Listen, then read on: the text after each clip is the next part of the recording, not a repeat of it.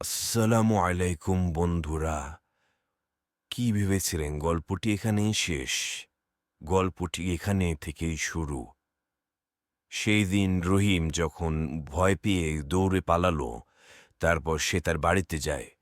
বাড়িতে তার মা, তার বাবা এবং তার একটি ছোট ভাই থাকত।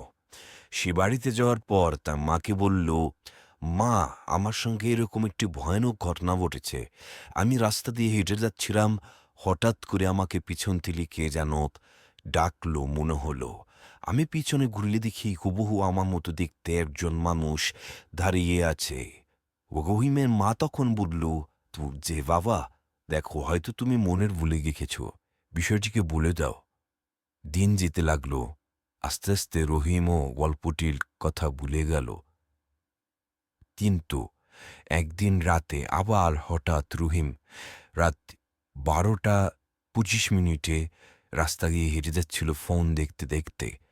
তারপর হঠাৎ করে মনে হলো কি কেউ রহিম বলে ডাকিও। রহিম পিছনের দিকে তাকায় এবং আবার সে অবয়বটিকে দেখতে পায়, যে হুবহু তার মতো দেখতে। এবার সে অতটাও ভয় পায় না। ভয় না পেয়ে সে বলে, এই, কে তুই? কে?